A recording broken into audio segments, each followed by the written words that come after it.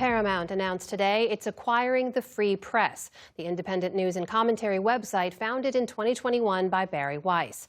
As part of the $150 million deal, Weiss will also take on a new role at CBS News as editor-in-chief.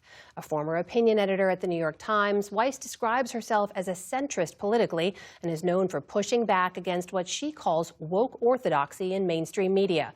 She alleged a culture of intolerance when she resigned from the Times. After the announcement, Weiss posted a video message saying, in part, this. What does it mean for CBS News? It means a redoubled commitment to great journalism. It means building on a storied legacy and bringing that historic newsroom into 2025 and beyond. Most of all, it means working tirelessly to make sure CBS is the most trusted news organization in the world. For more on what this means for CBS News and the broader media landscape, I'm joined by Oliver Darcy. He's founder and lead author of the media newsletter Status. He also co-hosts his podcast called Power Lines. Oliver, welcome to the NewsHour. Thanks for joining us. Thank you for having me. So before we talk about what this all means, just tell us a little bit more about Bari Weiss. I mean, this is someone who criticized Trump in his first term. She's also staunchly defended Israel, decried woke culture in colleges and media. How would you describe her voice and her role in the media landscape? Sure. I think she's unquestionably, and she probably would concede this herself, a very polarizing figure. She is someone who is difficult to really put in one bucket. You wouldn't say she's, for instance, a MAGA media personality, but she's certainly not on the left either. I think the best way actually to maybe describe her is what she stands against, what she rails against. And that really does end up aligning her more with conservatives. She is, for instance, very, anti-DEI, anti-woke, as you said. She has been a very staunch critic of the mainstream press, and I think at times has been actually fairly dishonest in the way she's portrayed how the press operates and how it reports, and suggested, for instance, that it is biased, it's unfair, it doesn't take into account the conservative point of view. And while she has been critical of Trump at times, or the Free Press has been critical of Trump, I can't help but say that, if you go to the Free Press on a regular basis, it's a right-wing opinion blog, really at the end of the day. And while it does criticize Trump occasionally, the main threat I think you would take away, you would say the main threat to Western civilization is not Trump and the creeping autocracy in this country. It's really initiatives like DEI or being too woke. And that is the real main threat to Western civilization, to America. And that's what David Ellison is buying today. It's this right-wing opinion blog that really pushes those narratives. Well, so what does this mean for CBS News then, Oliver, for a fierce critic of mainstream media to now be in charge of one of the legacy institutions here? It's home to story journalism brands like 60 Minutes. What does that mean for CBS News, and what are you hearing from folks inside?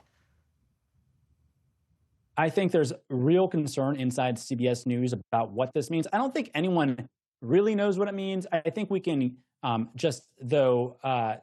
the tea leaves, right? And if you follow Bari Weiss, she's been, again, critical of the way the mainstream press has operated, critical of the way, for instance, it covered the pandemic and the election of Donald Trump and a number of other things. So I think what we'll likely see is them work to fold in what they would say are conservative views, which end up being pro-Trump views. I think that's certainly likely to happen at CBS News. But there's a real question of how involved Bari will be in guiding this organization editorially. Is this a editor-in-chief title that she's being given, but she's really not going to be in the lead? Or is she actually going to be on those 9 a.m. editorial meetings directing coverage? That remains to be seen. And I think that's what CBS News are thinking, or staffers are wondering today. Like, how involved is she going to be programming a program like 60 Minutes? Is it going to be very hands-on, or is she going to let the program operate fairly autonomously like it has for decades? That's unknown. So give us the bigger media